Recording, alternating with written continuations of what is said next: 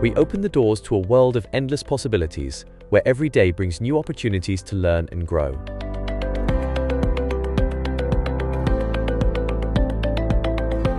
Our passionate teachers spark curiosity, guiding students to think, explore, and excel in every subject. From hands-on experiments, we make learning come alive. Friendships are built in every corner of our school, where teamwork and collaboration are at the heart of every experience. We encourage students to explore their talents like music, dance, and drama, football, volleyball, netball, basketball, and chess, so that they shine in ways they never thought.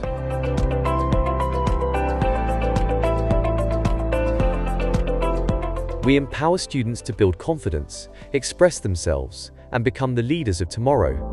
At Kwagalakwi Day and Boarding Primary School, we're not just preparing children for today, we're helping them shape the future. Start your child's adventure at Kwagalakwi Day and Boarding Primary School, where learning is an exciting journey filled with endless possibilities. Join Kwagalakwi Primary School. Enroll now.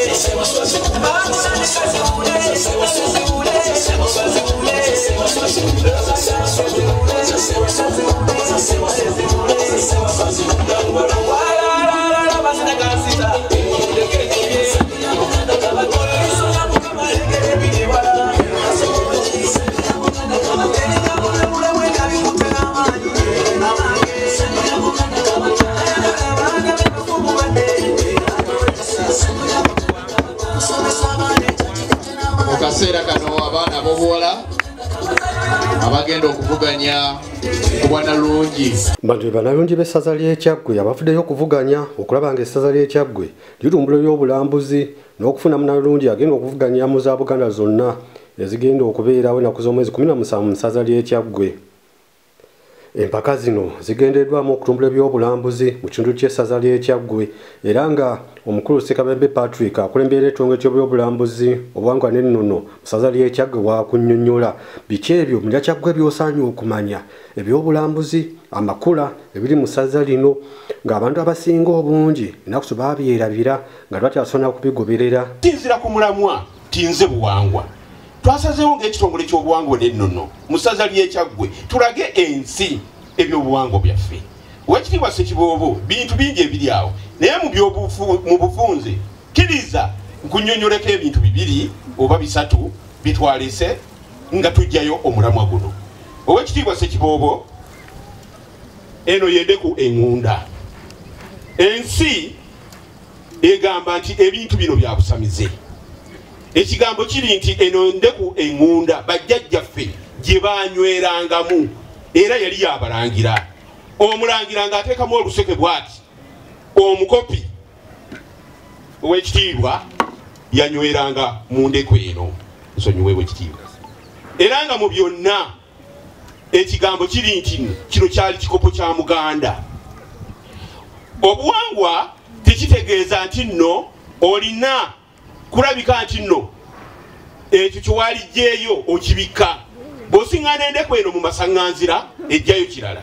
Ne bw'ogisiŋŋaana ku mmeeza eteekebwamu omubisi n'amazzi. Owekitiibwa, ekinu kino omuvubuka yenna bwe yagunjukanga ng'atuuse okufuna omukyala ng'akwasibwa ekinu era nga bamugamba nti ekinu kiteekwa okubeera muki mu makaago. Yensonga mukama wange lwaki nabireese. Ekirala ekyayongerwangako paasi. Nkubiriza Obuganda bwonna tudde ku nnono yaffe, abantu balwadde kansa nga bakozesa ebintu ebinyeebwa naye nga bulwadde.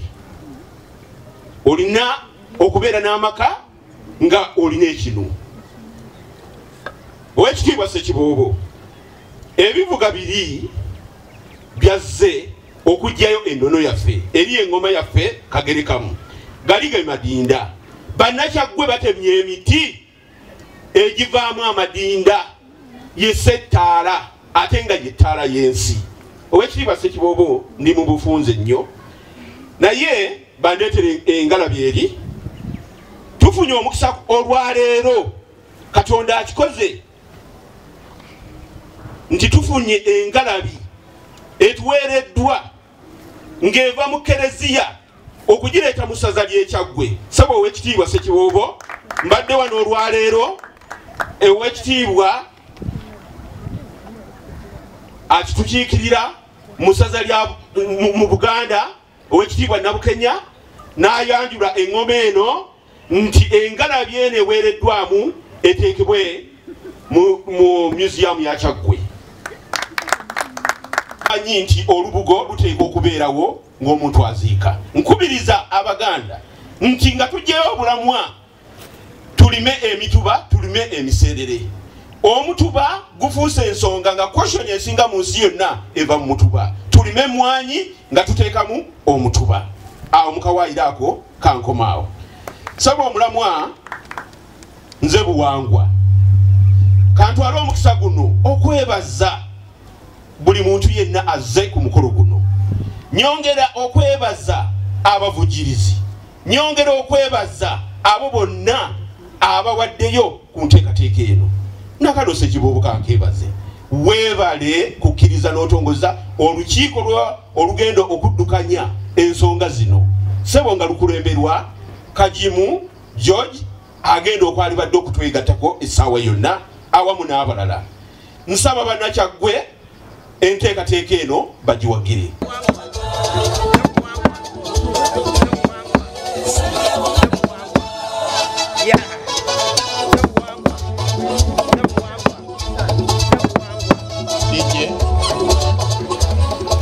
Toyanzeke mu kaseera kano y'omukuza w'olukiiko lw'essaza ly'e Kyaggwe nga yakiikidde Ssekiboobo ku mukolo guno gw'okutongoza empaka z'ezannulungi w'essaza ly'e Kyaggwe. Jonathan Ntulume kwagala kwe agamba ku luno essaza ly'e Kyaggwe terigenda bwetabi mu mpaka z'ezannulungi bwa Buganda.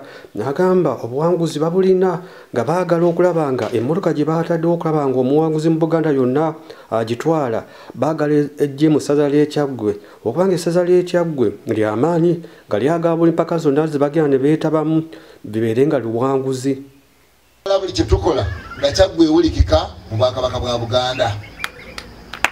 Agamba ye kikafuuwe okwogerwako obwogerwa era tayagala bannalulungi mu kitongole kino kwetaba bwetabi mu bintu bino wabula ayagala buwanguzi.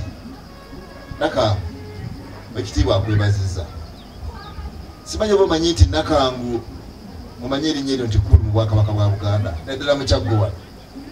Nakangu ye mukyala eyazaala omugga Sezibwa.